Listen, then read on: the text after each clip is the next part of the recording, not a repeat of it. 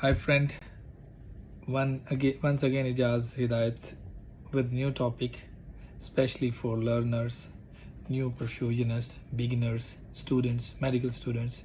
So today's my topic is like venting of the heart during cardiopulmonary bypass. This is one of the common issue which faced by the perfusionists during cardiopulmonary bypass. During cardiac surgery, it is necessary to aspirate the large amount of the blood from the heart chambers, so we can provide, as you know, motionless, bloodless field to the surgical team, so they can easily work on heart and fix the defects and even do suturing or grafting on heart easily. So the target and the talk which I am going to be explore for more is the venting of the heart. How we're going to vent the heart, what are the challenges can we face for to draining the heart. So there's two type of venting during bypass surgery. The first is like a right heart venting and the other one is left heart venting. If the both side of the heart is venting adequately, then there will be no problem and it will be more easy to work on heart to fix the defects. So we need to know what is right heart venting and how can we vent the heart in a proper manner from the right side. So as you are the perfusionist and you have experience to initiate bypass, so right heart is normally drained by venous cannulas. So what we used to do in a routine, we cannulated right heart of the patient, mean right atrial appendage, with two-stage cannula, or either you can cannulate directly superior vena cava or inferior vena cava with a single stage cannula, and we drain the right heart. So this is the first step and the common step we are using for the cardiopulmonary bypass, especially for the coronary artery bypass grafting, or the procedure where we don't need to open the heart. So the procedure where we need a closed heart, we can use two-stage cannula and we drain the heart, right heart adequately.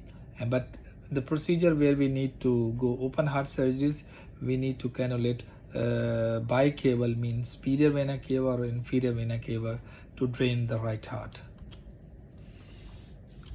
So hope it is clear. So the right heart was draining by our venous cannula, either two-stage or either single-stage bicaval. So now we're going to talk about the left heart venting. So how can we vent the left heart and what is the indication to venting left heart? So venting of the left heart is indicating whatever the the left ventricle is unable to handle the amount of the blood that is returning it back. So normally by draining the right heart, automatically your left heart will be drained. But in case some abnormality, if your heart is distending and you need to make a proper drainage from the left heart, then we need to cannulate extra pipe in the left side so we can drain the left heart to make a heart motionless and bloodless. So why we need to vent the left heart and what will the benefits to heart? Number one, to prevent the distension of the heart during bypass. Number two, to reduce myocardial rewarming. Number three, to evacuate air from the cardiac chamber during the de-airing phase of the procedure. Number four, to improve surgical exposure, as I mentioned before. And number five, to create a dry surgical field, especially during the distal coronary artery anastomosis, the phase of the CABG surgeries, cabbage surgeries. What were the causes of the left heart distensions? The left LV distension is a problem due to what can be the reason? What can be the reasons by LV distensions? So number one, it can be inadequate drainage of your venous cannula. If your right heart is not draining properly, this can be a cause of your LV distension also. There will be some brachiothabesians vein returns, so we need to look on that. Third, blood from the aortic valve, the patients having the aortic rigors, so you are getting backflow to the left heart. This can be the reason for distending of your LV. Then some of the patients, like especially for the pediatric or in general cases, we have ASD, VSD, PFO, PDO, abnormality of any vessels which is coming and opening into the left heart side. So these are the common reason when your heart can distend, and where we need to cannulate the extra pipe in LV, the left heart, and drain the left heart properly. What is vent tubing? As a perfusionist, you need to know what is vent tubing. Vent tubing is placed in the roller pump head to direct the blood into the cardiotomy reservoir. So we place the piece of tube into the roller pump, the volume which is sucking from the heart, from the left side of the heart, and we suck it and return back into the reservoir. So we should be very accurate by adjusting your tube, because sometimes disease can be happen that the direction of your tube is opposite. So instead of sucking, we can inject air to the heart, which can cause a big air embolism issues, or so many issues can be happen. So be smart and check the direction of your vent line, and it should be, we are sucking from the surgical side and returning back that volume into the reservoir. So LV vent should be always containing normally a one-way valve to prevent the pump air into the LV. So this is the reason whenever you see the tubes, you will find your one-way valve on the vent tube, that we are not. So in case of our direction of the tube is opposite, so we should prevent to give air to the LV. So if air will pass and vent enter into the LV, it can cause so many disasters like air embolism.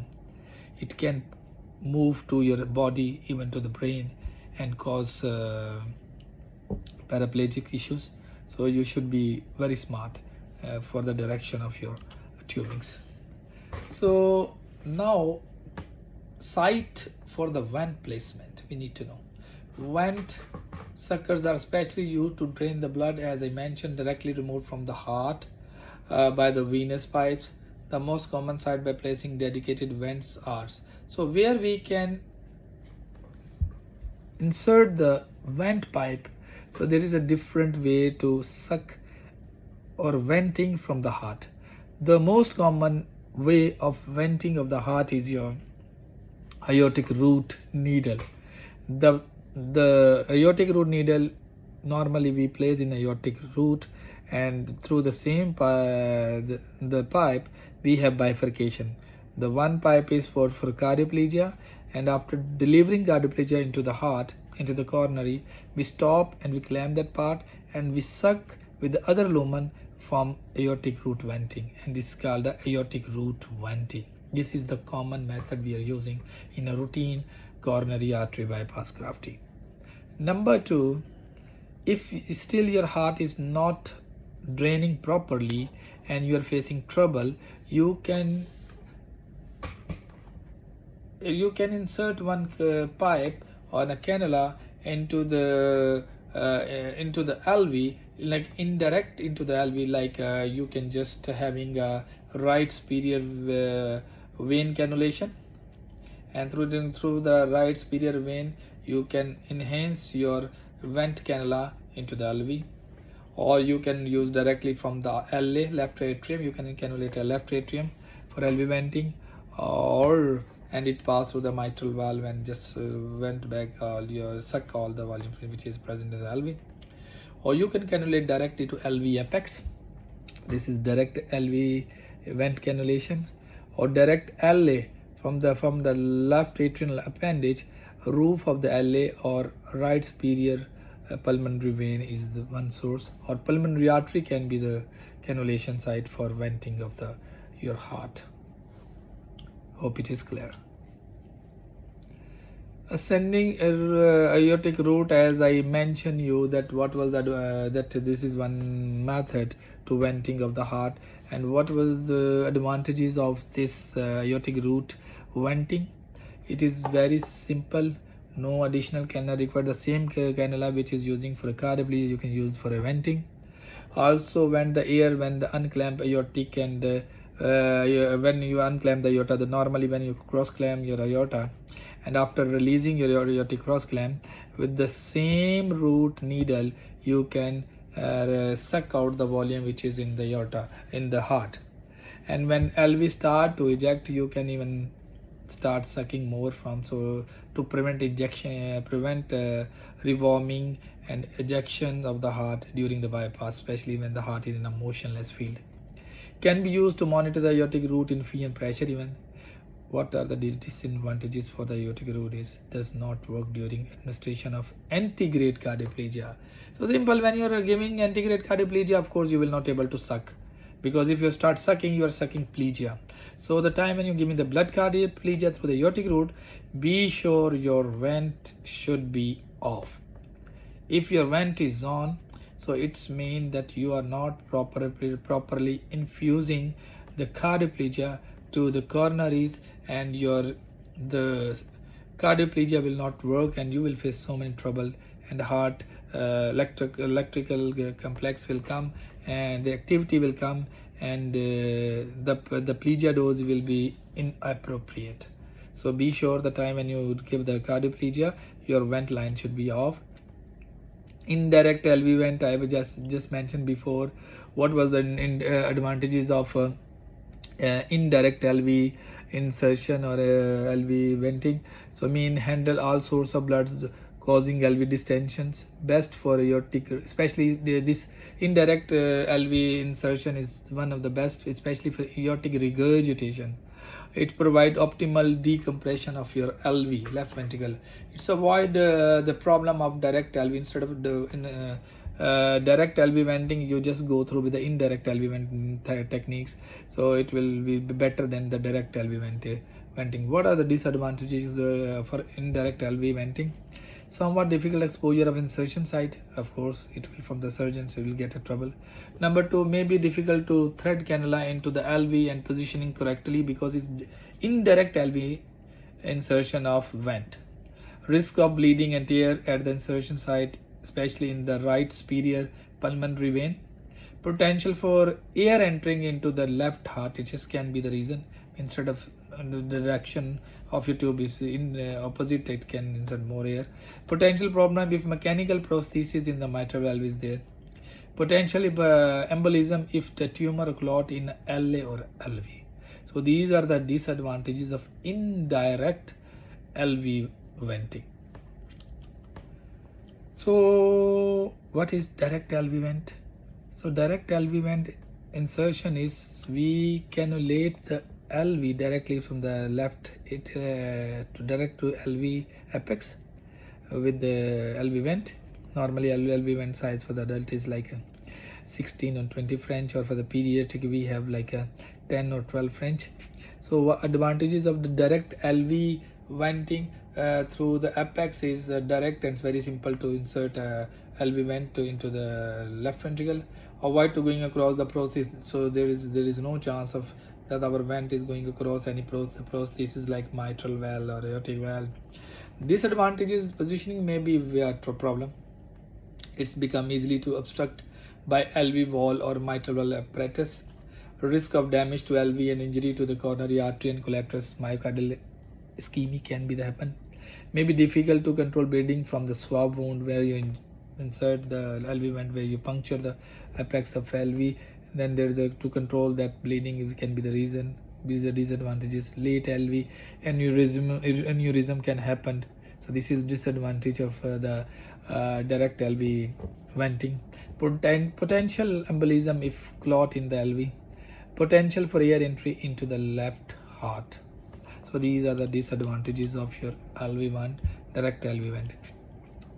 What are the direct LA? So there is one more techniques like direct LA through the left atrial appendage, the roof of LV, or right superior pulmonary. The advantages of venting through the LA is like a relatively very simple.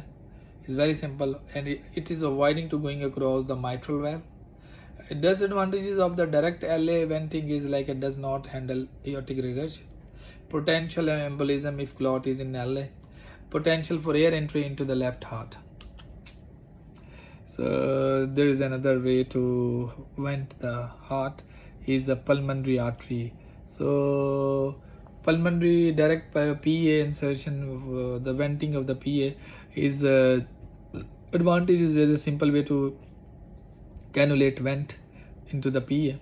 It reduces of risk of admitting air into the left heart. Disadvantages for the pulmonary artery venting is does not handle air, as a renders use of the PA pressure as a monitor of LV distension invalid. Risk of damage and bleeding from the pulmonary artery. These are the disadvantages, but advantages like it is very simple and reduce risk of admitting air into the left heart. The complication, there are complications associated with the all site use for venting. Wherever you insert a LV vent, there is a complication associated. The most common relating to the injuries to the tissue at the sites. The most commonly related to the injury to the tissue is the common with the venting or insertion of vent. Venting via the left ventricle apex, however, is associated with a particular series of consequences, including positive pressure in reservoir, misdirection of the tubing into the roller pump head. Reversal of the roller pump may cause air to the pump into the ventricle. Damage to the left ventricle wall due to the excessive suctioning. Left valve rupture if inadequate close at the end of the bypass period. Left heart ventricular aneurysm later on. Excessive suctioning is another source of introducing air into the heart. More chances of air embolism at the time of insertion or removal of your vent cannula. If the left heart volume is in the lower sided and you're removing cannula, there is chance of air. To minimize the risk, the heart should be filled before venting insertion and venting removal. So always keep the time when you're removing or inserting vent cannula, your heart should be filled. Otherwise, there is a chance of entering air in the heart. So I hope it is clear how the vent can work during the bypass surgery. Here I just want to highlight few points regarding the venting. As in my presentation, in my talk, I already mentioned there is two type of venting. Either is the right heart venting and left heart venting. So of course, for the bypass, we need a complete heart venting. So heart muscle should be in a relaxed mode and surgeon can work and the outcome is better than if there should be heart distensions. Our target for venting is to prevent distension, to prevent the air rewarming, to prevent the air injection into the heart or in the circulation. So normally few of the perfusionists always face distension in the heart, especially the time of aortic cross clamp removed. The time the surgeon remove the clamp, and he always keep the reverse Trendelenburg position. So head is at the lower side, the leg is up. Mostly this time your venous cannula, it's stuck on the wall of your heart and it's not able to drain properly, and most of the time the surgeon starts shouting become aggressive, panic that the heart is not adhering properly, do something from the heart side. So what you can do it, you can inform to your surgeons, position your table properly, and you will find your heart will going to drain proper.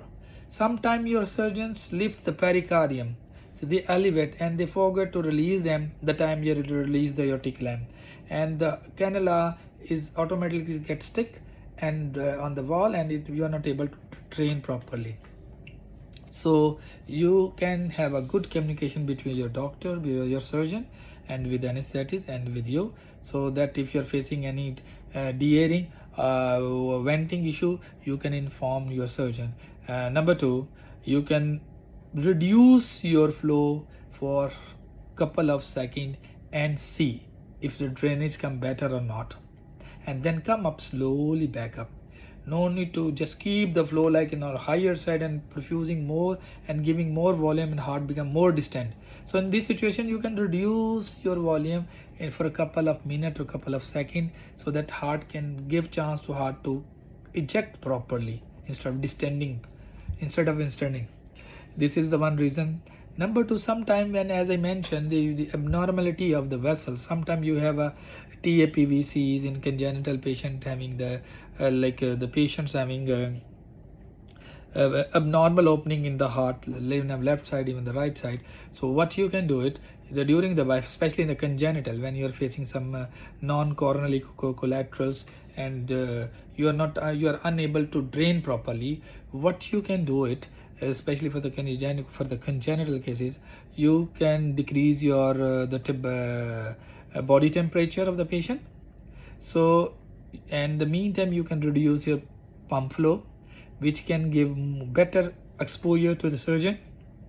I mean, it will going to help the myocardium preservation of the heart. So it will give you less chance to damage your muscles of the heart. So the time you are facing distensions, you can decrease the body temperature and decrease your pump flow.